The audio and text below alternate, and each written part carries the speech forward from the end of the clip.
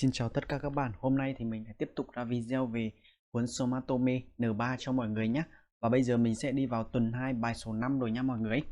Thì ok, thì bây giờ mình sẽ vào cấu trúc đầu tiên luôn cho mọi người cùng học với mình nhé. Rồi cấu trúc đầu tiên thì mình sẽ học về là gì đây? Động từ các bạn đưa về dạng Futsuke cho mình.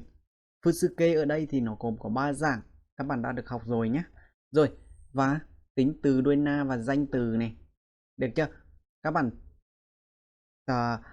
bỏ đà luôn cho mình đi nhé, các bạn không cần phải còng bất cứ cái gì cả. Được chưa? Các bạn bỏ luôn cho mình.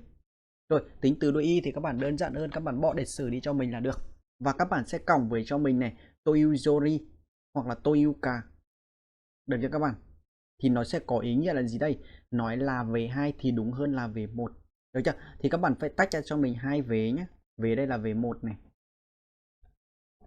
Đây là về 2 này. Được chưa? Và bây giờ mình sẽ nói là về 2 thì đúng hơn là về 1, thì nói là cái vế này này thì đúng hơn là cái vế này. Được chưa? Đấy, các bạn chỉ cần dịch đúng nghĩa, đúng cái ý nghĩa đó cho mình là ok. Rồi, cách sử dụng của nó nhé. Diễn tả quan điểm của người nói về một vấn đề rằng so với vế trước thì vế sau mới là đúng. Được chưa? So với cái vế trước này thì không được, mà là phải so với vế sau này hơn. Thì về sau là về đúng hơn. Được chưa? Và các bạn dịch cho mình là nói là về 2 thì đúng hơn là về 1. Đấy, đúng không? Đúng hơn này, đúng không? Thì là về 2 là tốt hơn về 1 đấy các bạn. Rồi ok. Và bây giờ mình sẽ đi vào ví dụ và mình sẽ dịch cho các bạn để các bạn dễ hiểu hơn về cấu trúc nhé. Rồi. Mae no kuruma wa osoi sugite hashiru toyu yori hatteiru yoda. Rồi bây giờ mình dịch nhá. Cái tách ra hai mảnh đề đúng không các bạn? Cái dấu phẩy này các bạn tách ra hai mảnh đề cho mình. Cái xe ô tô phía trước ấy thì vì là quá là chậm. Được chưa? Xong một vế nè. Rồi bây giờ mình sẽ dịch này. Nói là về 2 thì đúng hơn về 1. Nói là cái vế này này thì đúng hơn là vế này này. Đúng chưa các bạn? Thì bây giờ mình dịch nhá. Nói là về 2 thì đúng hơn là về 1 này. Nói là bò. Đúng không? Từ ha các bạn. Hai mát đấy, hai mát là bò ấy các bạn. Đây từ này này. Được chưa? Từ này đó, từ bò nha các bạn. Được chưa? Rồi bây giờ mình dịch lại nhé. Nói là bò thì đúng hơn là chạy. Kiểu như đi như rùa bò trên đường ấy các bạn. Ý nghĩa của câu này là nói như thế. Kiểu cái xe phía trước nó cứ đi chậm chậm chậm chậm như con rùa thế này này. Nói hơn là chạy. Được chưa? Rồi ok. Tiếp theo này. Kyo wa Suzushi toyu yori 30 gurai datta. Rồi bây giờ mình dịch nhá. Hôm nay ấy thì sao đây? Thì nói là lạnh thì đúng hơn là mát đấy. Đấy, nói là lạnh thì đúng hơn là mát. Đúng các bạn. Vế 1 này, vế 2. Đấy. Ok. Tiếp theo nhá. Anogakusei wa dekinai toyu ka yaruki ga nai desu. Rồi, cái gì đây? Học sinh đó ấy, thì nói là không có cái động lực làm thì đúng hơn là không thể làm. Được chưa? Nói là không có cái động lực làm thì đúng hơn là không thể làm. Cái từ yaruki là động lực các bạn, động lực làm, hoặc là cái động lực hoặc là cái hứng thú các bạn. Rồi ok, tiếp theo nhé. Các bạn cứ dịch bình thường cho mình thôi. Các bạn cứ chia ra hai vế cho mình nhé. Vế 1 và vế 2. Các bạn sẽ dịch theo nghĩa này cho mình. Nói là vế 2 thì đúng hơn là vế 1 cho mình nhé. Tiếp theo này. Uso tsuite nanka janai yo. Uso tsuku toyu yori yoran da. Rồi, cái này gì đấy? Không phải là nói dối đâu. Mà nói là nói đùa thì đúng hơn là nói dối. Này, nói là nói đùa thì đúng hơn là nói dối. Được chưa? Tiếp theo. Kanoyo wa otonashi toyu yori kurai seikaku da. Ok. Được chưa các bạn? Đấy, các bạn cứ dịch bình thường cho mình. Bây giờ mình chia ra hai vế nhá. Đây vế 1 này. Otonashi đúng không? Vế 1. Kurai seikaku vế 2. Đấy thì các bạn nói là vế 2 thì đúng hơn là vế 1. Được chưa? Rồi các bạn. Cô ấy thì nói là, được chưa? Nói là thụ động, cái tính cách thụ động ấy, thì đúng hơn là hiền dịu. Đấy, cái tính cách thụ động thì đúng hơn là hiền dịu. Ok cho các bạn. Rồi, thì đây là cấu trúc đầu tiên nhé các bạn. Các bạn cứ dịch cho mình, các bạn cứ phải phân biệt được vế 1 và vế 2, được chưa? Và các bạn phải dịch đúng cho mình nhé. Rồi, tiếp theo mình sang cấu trúc thứ hai này. Cấu trúc thứ hai thì mình sẽ học về gì đây? Đầu tiên nhé, động từ mình sẽ đưa về dạng Fusuke, cũng tương tự. Tính từ đuôi na và danh từ các bạn bỏ đà đi cho mình nhé. Được chưa? Tính từ đuôi y thì các bạn không cần phải cộng gì cả. Được chưa? Các bạn cộng với tôi yếu tố, tôi ieba hoặc là tôi itara. Được chưa các bạn? Và bây giờ nguyên cả ba cái này thì nó sẽ là cái động từ này này. Toimasu. Được chưa các bạn? Rồi, và bây giờ mình sẽ chia về rằng tôi yếu tố cho các bạn nhé. Thì tôi yếu tố có phải là các bạn sẽ bỏ y thêm ư cộng với tố không? Thì khi đó các bạn sẽ có thế này. Được chưa các bạn? Thì nó sẽ ra thằng này. Tiếp theo, các bạn tôi e bà thì các bạn có phải đưa sang thể điều kiện không? Thể điều kiện thì y nó sẽ đưa sang e đúng không các bạn? Cộng với bà là tôi e bà. Đấy. Rồi tiếp theo, tôi ít tara thì các bạn có phải là đưa về rằng tara thì phải quá khứ đúng không các bạn? Mà quá khứ của iman thì có phải là ứt tê không các bạn? Ứt tê là thế sai khiến đúng không? Thì khi đó mình sẽ có ứt tà đúng không? Ứt tà. Đó, được chưa các bạn? Thì nó sẽ ra được thằng này. Ok các bạn. Đấy, các bạn còn nhớ cho mình nhé. Thì khi đó mình sẽ nói là nói đến chấm chấm chấm thì nói đến V1 chấm chấm thì, được chưa? Nói đến V1 thì gì đấy. Cách sử dụng này, dùng để nói về những sự vật liên quan sau khi nêu ra chủ đề của một câu chuyện. Đấy chưa? Là kiểu như khi mà mình nói đến cái này thì mình sẽ đưa ra một cái sự việc nào đó liên quan đến cái chủ đề mà mình đã nhắc ở phía trước. Ví dụ nói đến Việt Nam thì mình sẽ nói đến các chùa chiền hoặc là các đồ trang phục như áo dài Việt Nam, vân vân. Hoặc là nhắc đến Nhật Bản thì mình nghĩ ngay đến là có hoa anh đào, đúng không ạ? Kiểu thế thì các bạn các bạn đưa ra một cái chủ đề nào đó thì các bạn phải nghĩ ngay ra đó là có cái gì liên quan đến cái chủ đề đó. Ok, rồi các bạn nói đến cái món ăn của Nhật Bản thì các bạn nghĩ ngay đến món sushi, tempura, đúng không các bạn? Đấy, kiểu thế các bạn đưa ra một cái chủ đề thì các bạn nghĩ ngay đến cái mà các bạn đã đưa ra cái chủ đề đó. Ok, những cái sự vật mà liên quan đến nó. Rồi ok nhé. Thì bây giờ mình sẽ vào ví dụ thì các bạn sẽ dễ hiểu hơn này. Kyoto toいうとお寺をイメージでイメージします。Image si mắt là mình có ấn tượng hình ảnh nhé các bạn, ấn tượng hình ảnh. Thì nói đến đúng không, đây nói đến Kyoto ấy thì đúng không, nói đến Tokyo thì tôi có ấn tượng về chùa chiền. Rồi tiếp theo, Nihon no tabemono to ieba otsushi ga ichiban yume da to omoimasu. Rồi nói gì đây, nói về cái đồ ăn của Nhật Bản á, thì tôi nghĩ ngay đến món sushi là nổi tiếng nhất. Đấy, tôi nghĩ ngay đến nó là món nổi tiếng nhất, sushi. Được chưa các bạn? Đó. Rồi tiếp theo này, Natsu no kuramono to ittara yappari suika da ne. Nói đến cái đồ ăn mùa hè ấy, thì quả là dưa hấu nhị. Đấy, thì quả là dưa hấu nhị. Suika là quả dưa hấu nhé các bạn. Rồi, tiếp theo này.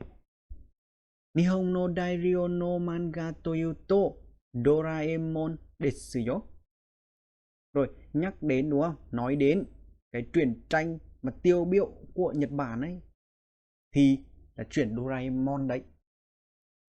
Đó, đúng không các bạn? Đây các bạn có thể các bạn có thể thay Doraemon bằng những cái bộ truyện tranh khác cũng ok, không sao cả. Nhưng các bạn phải, khi các bạn nghĩ đến suy nghĩ đến cái truyện tranh của Nhật Bản, tiêu biểu của Nhật Bản thì các bạn phải nghĩ ngay đến cái mối liên hệ giữa nó cho mình là được. Ok.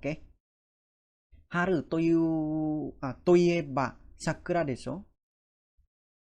Nói đến mùa xuân đấy thì là có lẽ là hoa anh đào. Đấy, hoa anh đào nở đúng không các bạn? Tiếp theo, Nihon no bunka to ittara nani o omoi ukabemasu ka? Omoi ukabemasu là nổi lên nhé bạn. nảy ra cái nảy ra các bạn. Rồi nói đến cái văn hóa của Nhật Bản thì bạn nghĩ ngay ra cái gì vậy? Các bạn nghĩ ngay ra cái gì vậy? Rồi tiếp theo này, Sakka to yu to hino no shiai wa do datta? Nói đến bóng đá ấy, thì cái trận đấu hôm qua thế nào rồi nhỉ? Đã như thế nào rồi nhỉ? Đó, như thế nào rồi? Đúng không? Nói đến đấy thì nghĩ ngay đến thì khi đó thằng kết trả lời là nói đến bóng đá hôm qua thì nó rất là hay, nó rất là có người nổi tiếng rồi, xin chụp ảnh hay gì đấy vân vân, đúng không các bạn? Thì các bạn có thể liệt kê ra cho mình nhé. Rồi, ok, thì đấy là cấu trúc thứ hai mình hướng dẫn cho các bạn rồi, đúng không? Và bây giờ mình sẽ sang một cấu trúc tiếp theo, đó là cấu trúc thứ ba nhé các bạn. Rồi, cấu trúc này thì cũng cách chia cũng tương tự như cấu trúc 1 và cấu trúc 2 thôi các bạn. Động từ các bạn đưa về dạng futsuke. Tính từ đôi y và tính từ đôi na các bạn bỏ đá đi cho mình. Được chưa các bạn? Và tính từ đôi y thì các bạn để nguyên như thế cho mình, không cần phải cộng gì cả. Các bạn cộng với tối temo. Được chưa? Thì các bạn dịch đơn giản thôi. Cho dù nói ra nói là. Được chưa? Cho dù temo là cho dù này. Imat thì nói là. Được chưa? Thì các bạn dịch cho dù nói là chấm chấm thì, hoặc là mặc dù nói là chấm chấm chấm nhưng mà chấm chấm chấm gì đấy, hoặc là cho dù nói là chấm chấm chấm nhưng mà thì cũng được, hoặc thì cũng được, các bạn thay cho này thì cũng ok. Được chưa? Nhưng hai vế ngược nghĩa nhau là được, đúng không các bạn? Các bạn học về tề mố rồi đúng không? Hai vế ngược nghĩa nhau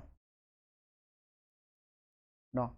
Thì bây giờ mình thêm từ ít tềm mố này vào thì cho dù nói là thôi. Đấy, cho dù nói là, đúng không? Nâng cao hơn cái cách sử dụng hơn một chút, đúng không các bạn? Rồi bây giờ mình sang cách sử dụng này, được sử dụng khi mặc dù nói là như thế nhưng so với khác, nhưng nó khác với thực tế và mong đợi nhé. Cho dù là mình nói là tôi làm cái công việc này từ kiểu như mình đi sang bên xuất khẩu lao động, đúng không? Người bảo là công việc này nhàn hạ, nhưng nhàn hạ đấy, nhưng mà sau khi mình sang với mình khác so với thực tế của mình là mình làm rất là nhiều việc, đúng không? Đấy, kiểu thế. Hoặc là các bạn có thể nghĩ là gì, mình đi du lịch đúng không, công ty tổ chức cho mình đi du lịch đúng không, và khi đấy thì mình cũng có hứng thú là mình đang đi du lịch, mình không biết là mình nghỉ 1 tuần hay 2 tuần hay 1 tháng gì đấy, nhưng mà công ty thông báo cho mình là chỉ có đi du lịch 1 mà 2 ngày thôi. Đấy, kiểu thế nó khác với cái thực tế mà mình suy nghĩ. Ok, đây thì hai vế ngược nghĩa nhau, các bạn chỉ cần hiểu nôm na cho mình là hai vế nó hoàn toàn ngược nghĩa nhau là ok rồi. Rồi, bây giờ mình sẽ vào bài và mình dịch cho các bạn nhé. Này, Shumatsu wa ryoko shimashita. Ryoko to ite mo chikaku no onsen ni itarake desu ga. Rồi, gì đây? Cuối tuần đúng không? Cuối tuần thì tôi đã đi du lịch. Cho dù là nói là đi du lịch đấy, đúng không? Cho dù nói là du lịch đấy thì cũng chỉ là đi ở cái suối nước nóng gần thôi.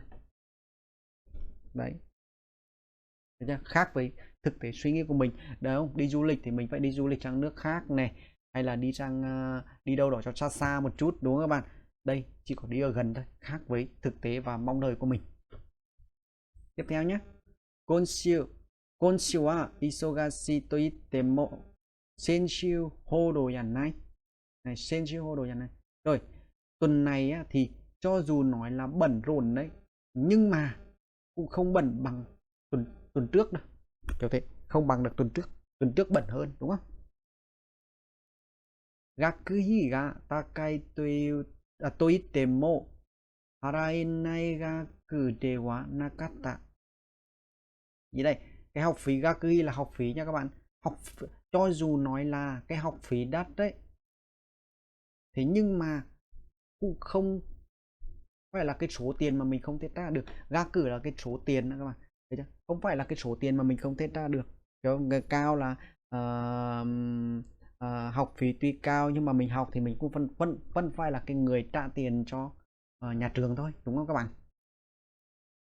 Đó. Thì đấy là cấu trúc thứ ba mình hướng dẫn cho các bạn rồi nhé các bạn. Rồi, và bây giờ còn một ví dụ cuối này. Ryori ga dekiru to itte mo tamago gurai desu. Đây, cho dù nói là mình có thể nấu ăn được ấy, thế nhưng mà cũng chỉ là nấu được cái món trứng rán thôi. Đấy, mình chỉ còn nấu được cái trứng rán thôi. Đấy, kiểu thế đúng không? Khi mà mình nói là tôi cũng biết nấu ăn đấy, thì người ta nghĩ ngay là nấu ăn rất là giỏi, có thể nấu được tất cả các món ăn, đúng không các bạn? Nhưng mà nó khác với sự mong đợi và chờ đợi là tôi chỉ có rán trứng được thôi, không còn làm được cái gì nữa cả, đúng các bạn? Đấy, các bạn chú ý cho mình nhé. Thì đấy là 3 cấu trúc và mình hướng dẫn cho các bạn rồi. Và các bạn còn thắc mắc hay là mình chưa hiểu được cái kiểu cấu trúc nào ấy, thì các bạn có thể bình luận phía dưới, mình sẽ hướng dẫn và giải đáp thắc mắc lại cho các bạn nhé. Và bây giờ thì mình sẽ áp dụng cấu trúc đấy để vào làm bài tập cho các bạn, để các bạn dễ hiểu hơn nhé. Rồi, ok, các bạn cùng mình làm bài tập nha. Nhưng cái bài tập này thì các bạn cố gắng là các bạn dừng video lại rồi các bạn từ các bạn làm, được cho các bạn từ các bạn làm trước, xong các bạn khi các bạn làm xong rồi các bạn lại bật lên, các bạn theo dõi video là như này là mình cũng làm mình đã hiểu được bài rồi, và mình cũng đã áp dụng được, và mình đã làm được bài tập rồi. Và những cái câu nào mà mình chưa biết thì mình lại bắt đầu mình xem để mình tiếp thu thêm, và mình sẽ cố gắng để phát triển cái bản thân mình lên nha các bạn. Ok, thì bây giờ mình sẽ hướng dẫn cho các bạn làm này. Câu đầu tiên này, ni wa ga aru nani nani totemo chisai desu. Rồi, bây giờ các bạn nói là toyuyori hay là toitemo. Toyuyori là nói là về 2 thì đúng hơn là về 1. Hay là các bạn dùng toitemo hay là gì? Cho dù nói là thế nhưng mà. Đấy, được chưa? Các bạn xem các bạn chọn được đáp án nào đúng không? Thì bây giờ mình sẽ có là đáp án B là đáp án chính xác nhất nha các bạn. Cho dù mình nói là có cái vườn đấy, cái vùng rất là nhỏ, đúng không? Cái vườn mình nghĩ là gì khác với thực tế của mình nghĩ có cái vườn nó to và rộng để mình có thể là trồng trọt gì đấy được, đúng không? Nhưng mà nó khác với mong đợi của mình là nó rất là nhỏ, được chưa các bạn? Hoặc là các bạn nếu các bạn chưa chọn được đúng không, thì các bạn lại dịch, các bạn thử dịch xem nó có hợp lý không nhé. Đây, nói là rất nhỏ thì đúng hơn là cái vườn. Đấy, các bạn thấy có câu văn là lung cung không? Đúng không? Nói là về 1 thì đúng hơn, nói là về 2 thì đúng hơn là về 1, đúng các bạn? Nói là rất nhỏ thì đúng hơn là có vườn. Nó không liên quan gì đến nhau luôn, đúng các bạn? Đấy, và câu văn nó rất là lung cung, đúng không? Nó không hợp với câu văn. Nhưng mà các bạn dịch sang câu B các bạn sẽ thấy nó sẽ hợp hơn, đúng không? Cho dù nói là có cái vườn đấy, thế nhưng mà rất là nhỏ. Đó, hợp lý đúng không các bạn? Thì các bạn chọn được đáp án B luôn. Câu 2 nhé. Musuko no heya wa heya nanen gomi bakora. Rồi, cái phòng của đứa con ấy thì gì đấy, đúng không các bạn? Rồi, bây giờ các bạn có heya toiu gomi bakora thì các bạn toiu rồi đúng không các bạn? Nhưng mà các bạn có thể dịch là gì? Có tên là, đúng các bạn, n này, có tên là danh từ này, thì bây giờ các bạn dịch là gì đây? Bây giờ mình dịch trước cái này nhá. Căn phòng của đứa con ấy thì gomi bako là thùng rác có tên là căn phòng. Đấy các bạn, không hợp lý đúng không các bạn? Thôi các bạn bỏ qua cho mình luôn, thế các bạn có anh B thôi, được chưa? Rồi, bây giờ mình dịch nha. Toyori là nói về 2 thì đúng hơn là về 1, đúng không? Thì bây giờ mình dịch nha. Cái căn phòng của đứa con ấy thì nói là bãi rác thì đúng hơn là phòng ấy. Hợp lý đúng không? Anh B liền. Đó. Tiếp theo. Dai Hyoteki na Nihon ryori nani nani sushi ya tempura desu ka. Rồi, cái gì đây thì chắc chắn là khi đấy mình nghĩ ngay đến cái món ăn rồi đúng không? Thì bây giờ mình sẽ xem nhé. Rồi ok, cái câu 3 này nhé các bạn. Các bạn gạch cái từ Yori này đi cho mình nhé. Các bạn thêm tố này vào đây cho mình nhé. Mình đánh sai cái đoạn chỗ này thì các bạn thông cảm cho mình nhé. Các bạn thay từ tố vào đây cho mình nhé. Các bạn chọn đáp án B cho mình nhé. Đáp án A này đáp án sai nhé. Tại vì sao mình lại gạch được đáp án A này? Các bạn chú ý cho mình này. Nói đến cái món ăn Nhật Bản mang tính tượng trưng tiêu biểu ấy thì có lẽ là món tempura và món sushi, đúng các bạn? Các bạn thấy có mối liên hệ đúng không các bạn? Đây, mình nhắc đến một cái gì đấy thì mình nghĩ ngay ra cái đó, Đúng các bạn, nhắc đến Nhật Bản, món ăn Nhật Bản thì nghĩ ngay là sushi tempura. Ok các bạn. Rồi mình sang câu tiếp theo cho các bạn nhé. Thì đây, kare no shitsure na tairo ni okoru nani nani akire shite shimatta. Giờ các bạn chú ý cho mình cái từ akiremat này nhá. Akiremat này là sốc, được chưa? Các bạn chú ý cho mình nhé, là từ sốc. Nó bằng với sốc cử các bạn. Rồi, các bạn chú ý cho mình nhé. Rồi bây giờ mình dịch và bây giờ mình sẽ dịch và cho các bạn đây, các bạn chọn được đáp án nào hợp lý nhất nhá. Đây, đầu tiên thì các bạn chọn đáp án. Đầu tiên là mình dịch câu A nhá, từ Yuri. Bây giờ nhá, về cái thái độ thất lễ của anh ấy á, thì nói là sốc thì đúng hơn là tức giận. Hợp lý đúng không các bạn? Rồi các bạn dịch câu B xem như thế nào nhá. Về cái thái độ thất lễ của anh ấy thì cho dù nói là tức giận, đúng không? Cho dù nói là tức giận, thế nhưng mà sốc, đúng không? Không hợp lý đúng không các bạn? Đấy, rồi các bạn chọn được đáp án A liền đúng không? Rồi câu 5 này. Nihon no yama nani nani Fuji san desu. Đây thì các bạn sẽ nhắc đến ngọn núi của Nhật Bản thì mình nghĩ ngay đến núi Phú Sĩ là núi cao nhất Nhật Bản đúng không các bạn? Các bạn chọn đáp án A luôn thôi. B thì không đúng rồi. Đây đúng không? Ok. Rồi mình sang bài 2 nha các bạn. Bài 2 này thì cũng tương tự thế, các bạn phải lắp vào câu văn cho nó hợp lý nha các bạn. Rồi bây giờ mình sẽ xem nha.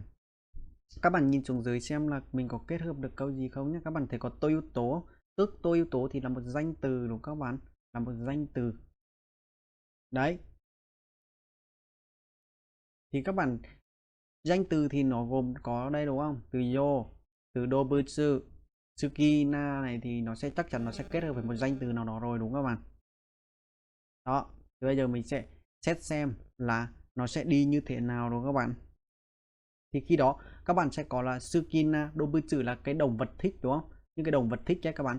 Thì khi đó các bạn sẽ có là 2 với 4 đi với nhau này. Được chưa các bạn? Và bây giờ mình sẽ có là tiếp theo nhé. Mình sẽ có là 3 và 1 đúng không các bạn? 3 1 này. Đó, các bạn ghép vào cho mình nhé. 3 1. Ok chưa các bạn? Rồi thì bây giờ các bạn xem các bạn gì? Thì bây giờ mình sẽ có thôi, đơn giản thôi đúng không các bạn? Nói đến đúng không? Nói đến gì đây? Nói đến những cái động vật thích của bọn trẻ ấy, thì có lẽ là tưởng. Rồi là tưởng các bạn. Đấy, ok. Bây giờ mình sẽ ghi vào đây cho các bạn nhé.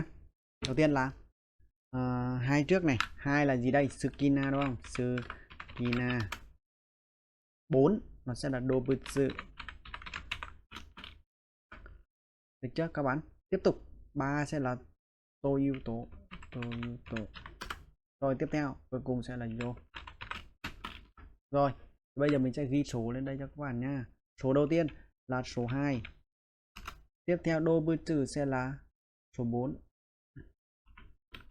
Tiếp theo Toyuto nó sẽ là số 3. Và cuối cùng sẽ là số 1 đúng không các bạn? Rồi ý nghĩa câu này là gì đây? Nói đến cái động vật đúng không? Nói đến những con động vật mà bọn trẻ thích ấy thì có lẽ là tưởng. Đấy, ok, đơn giản đúng không? Câu 7 này. Atama ga itai no iya nani nani unda.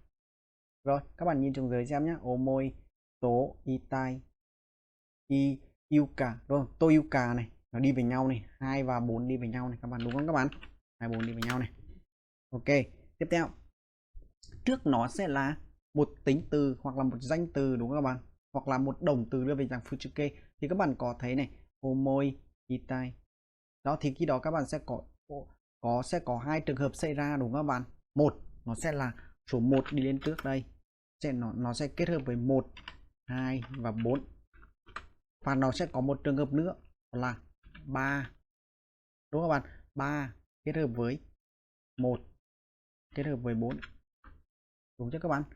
Khi trường hợp này 1 2 4 này kết hợp với nhau rồi thì khi đó nhá, các bạn chú ý cho mình này. Thì khi đó 3 nó sẽ nằm ở cuối.